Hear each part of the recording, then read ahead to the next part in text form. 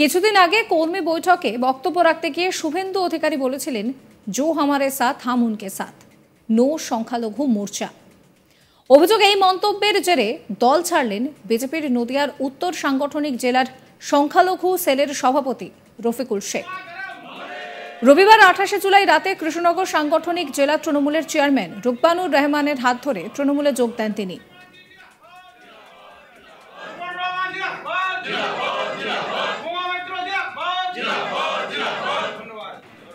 আপনাদেরকে শোনাবো রফিকুল শেখ, তিনি ঠিক কি বলছেন। তৃণমূল কংগ্রেসে জয়েন্ট করলাম আমাদের চাপড়া রুকবানুর রহমান বিধায়ক, তার হাত ধরে যোগদান করলাম। তৃণমূলের উন্নয়ন, মমতা ব্যানার্জি যে উন্নয়ন করছে সারা পশ্চিমবাংলা ব্যাপী, লক্ষ্মী ভাণ্ডার, চারিদিকে 63টা প্রকল্প মমতা ব্যানার্জি সারা বাংলা জুড়ে। আজকে আপনারা দেখলেন এমপি ভোটে জয় জয়াকার। তাই মমতা ব্যানার্জির উন্নয়ন আগামী দিন আরও উন্নয়ন করবে, সেই আবেগে আমি তৃণমূলেই ছিলাম। তৃণমূলের ছেলে, 7 বছর বাইরে ছিলাম, বিজেপিতে গিয়েছিলাম যে কোনো প্রলোভনে পড়ে, আজকে সেই বিজেপিতে গিয়েছিলাম, তৃণমূলে এসে জয়েন করলাম। হ্যাঁ, বিজেপি একটা সাম্প্রদায়িক, সবসময় বিভাজন করে, সাম্প্রদায়িক দল। নানা রকম নানা প্রোগ্রামে আমি গিয়েছি, সেখানে অনেক কিছু বিভ্রান্তি হয়েছে। আমি মুসলিম ছেলে হয়ে সেগুলো আগামী দিন সামনে তৃণমূলের জনজোয়ার চলবে, তখন আমি আপনাদের সামনে সব কিছু বলবো আস্তে আস্তে, সেটা আগামী দিন আরও বলবো। তৃণমূল বিধায়ক রুকবানুর রহমান কি বলছেন শোনাবো। আজকে মূলত আমাদের কিছু আলোচনা ছিল, সাংগঠনিক আলোচনা। লোকসভা ভোটের পরে কিছু কিছু অঞ্চলে যে সাংগঠনিক কিছু আলোচনা, সেগুলো আমরা সারলাম। এবং আজ সবথেকে বড় ব্যাপার, আজকে খুশির ব্যাপার, যে চাপড়া ব্লকের তৃণমূল কংগ্রেসের আমরা বিজেপি থেকে আগত এবং অত্যন্ত আমাদের ভালো কর্মী উনি ছিলেন আগে তৃণমূল কংগ্রেসের, তারপর উনি মাঝখানে একটু বিজেপিতে চলে গেছিলেন। আমাদের রফিক ভাই, তিনি সংখ্যালঘু মোর্চা বিজেপির একটা সক্রিয় একদম মেম্বার এবং উনি সভাপতি নিজে ছিলেন উত্তর সাংগঠনিক জেলার কৃষ্ণনগরে। উনি আজকে জয়েন করেছেন, আমরা স্বাগত জানাচ্ছি ওনাকে। এবং দিদির উন্নয়নে, আমাদের মুখ্যমন্ত্রীর উন্নয়নে এবং আমাদের সেনাপতি অভিষেক বন্দ্যোপাধ্যায়ের অনুপ্রেরণায় এবং দলের আদর্শে আদর্শিত হয়ে উনি আজকের আমাদের এই ব্লকে জয়েন করেছেন। আমরা ওনাকে স্বাগত জানাচ্ছি এবং আগামী দিনে কিভাবে পথ চলবেন সেইভাবে আমরা আজকে অনেক মেম্বারদেরকে ডেকেছিলাম, অনেক কর্মীদেরকে ডেকেছিলাম, নেতৃত্বকে ডেকেছিলাম। আপনারা দেখতেই পাচ্ছেন ওখানে ব্লক সভাপতি আছেন, আমাদের নদিয়া জেলার কর্মাধ্যক্ষ এবং আমাদের দলের সহসভাপতি আমাদের তমিজ ভাই আছেন। সবাই আমরা আছি এখানে। সংখ্যালঘু আমাদের নেতৃত্ব যারা জেলার জানালি ভাই, সেকিম ভাই, সবাই আছেন এখানে। এই যোগদানের পরে সংখ্যালঘু উদ্দেশিত এলাকা কতটা উপকারিত হবে?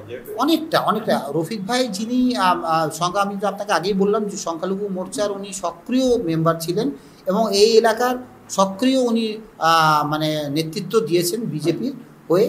এবং আজকের যে উনি ওনার জয়েন করার পরে বহু সংখ্যালঘু মানুষ কিন্তু আজকে তৃণমূলে ওনার মুখী হবেন এবং উনি আশা করছি উনি খুব ভালো কাজ করবেন।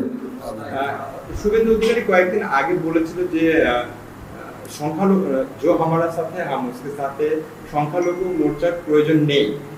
এই বার্তার পরেই কি সংখ্যালঘুরা বিজেপি থেকে মুখ ফিরিয়ে নিচ্ছে? দেখুন, বিজেপি দল দিল্লিতে আর একটা কথা বলেন, তাদের নেতারা কিন্তু এখানে অন্য কথা বলেন, ঠিক আছে, ঠিক উল্টো কথা বলেন। আমরা বুঝতে পারি না বিজেপি দল বিশেষ করে পশ্চিমবাংলায় কার নির্দেশে এবং কিভাবে চলছে, তারা নিজেই কনফিউজ। যেনার কথা বললেন তিনি হয়তো বলেছেন বিজেপি সংখ্যালঘু মোর্চা থাকবে না, সেটা আমার যেটা মনে হয় সেটা ওনার পার্সোনাল ব্যাপার, উনি পার্সোনাল ক্যাপাসিটিতে বলেছেন। কেন আমি যেটা দেখতে পাচ্ছি সংবাদ মাধ্যম আপনাদের এবং টিভিতে খবর কাগজ যেটা দেখতে পাচ্ছি, ওনাদের সেন্ট্রাল লিডারশিপই এটাকে ডিনাই করছে। সেন্ট্রাল লিডারশিপই বলছে যে সংখ্যালঘু মোর্চা আমাদের অভিন্ন অঙ্গ এবং সেটা থাকবে। কিন্তু আবার এখানে লোকাল নেতৃত্ব কিছু আছেন, তারা বলছেন যে না, থাকবে না। সেটা এর মধ্যে আমরা যাব না। হ্যাঁ, একটা কথা বলতে পারি, এই কথা শুনে কিন্তু বিজেপির অনেক সংখ্যালঘু নেতারা কিন্তু কনফিউজ হয়ে গেছেন এবং তারা কিন্তু তৃণমূলমুখী হয়ে গেছেন। যেরকম আজকের আমরা শুভেন্দু অধিকারীর যে মন্তব্যকে কেন্দ্র করে এত বিতর্ক, সেই মন্তব্য শোনাবো আপনাদের। আমিও বলেছি রাষ্ট্রবাদী মুসলিম, আপনারাও বলেছেন সবকা সাথ সবকা বিকাশ। আর বলবো না, বলবো जो हमारे साथ हम उनका साथ, जो हमारे साथ हम उनका साथ, सबका साथ सबका विकास। बंद करो, नो नीड সংখ্যালঘু মোর্চা। এই নিয়ে আমার কলিগ নিলয় ভট্টাচার্যের একটি রিপোর্ট দেখাবো।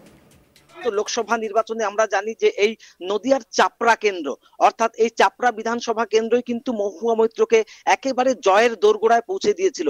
কেননা এই সংখ্যালঘু অধ্যুষিত এলাকা চাপড়ায় কিন্তু মহুয়া মৈত্রকে জয়ের ভাগ্য নির্ধারণ করেছিল, সেই বিষয়ে কোনো সন্দেহ নেই। এবং বিজেপি অর্থাৎ এই চাপড়াকে কিন্তু পাখির চোখ করেছিল যে চাপড়ার এই সংখ্যালঘু অধ্যুষিত এলাকায় কিন্তু তারা আস্তে আস্তে সংগঠন বাড়ানোর চেষ্টা করেছিল। সেটা কিন্তু আমরা গত লোকসভা নির্বাচনের আগে লক্ষ্য করেছিলাম। এবং এই রফিকুল শেখ অর্থাৎ তিনি কিন্তু প্রথমে তৃণমূল কংগ্রেসে ছিলেন, অর্থাৎ তারপরে কিন্তু বিজেপিতে যোগ দেয়। অর্থাৎ বিজেপি এই রফিকুলের হাত ধরেই কিন্তু বিজেপি সেখানে সাংগঠনিক শক্তি বৃদ্ধির জন্য কিন্তু উঠে পড়ে লেগেছিল। এবং সদ্য সমাপ্ত লোকসভা নির্বাচনের পর এই শুভেন্দু অধিকারীর যে মন্তব্য, অর্থাৎ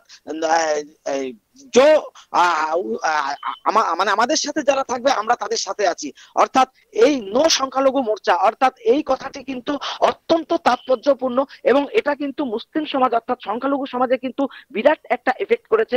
এবং তারই পরিপ্রেক্ষিতে কিন্তু এই রফিকুল তিনি কিন্তু এই বিজেপির সংখ্যালঘু নেতা ছিলেন এই চাপড়া বিধানসভা কেন্দ্রে।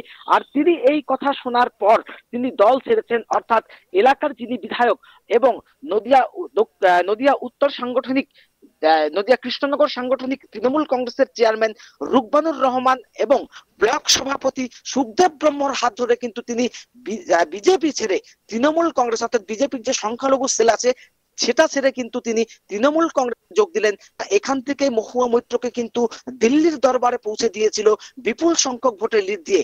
এবং এই সংখ্যালঘু ভোটটাকে নিজেদের কাছে টানবার জন্য অর্থাৎ এই ভোট ব্যাংক নিজেদের ঝুলিতে টানবার জন্য এই রফিকুলকে কিন্তু সংখ্যালঘু সেলের দায়িত্ব দেওয়া হয়েছিল বিজেপির পক্ষ থেকে। এবং সেই রফিকুল কিন্তু ফের রুকবানুর রহমানের হাত ধরে কিন্তু তৃণমূল কংগ্রেসে ফিরল, অর্থাৎ সেখানে কিন্তু বিজেপিকে একেবারে নিশ্চিহ্ন করার একটা মহা কৌশল। সাবস্ক্রাইব করবেন চ্যানেলটিকে।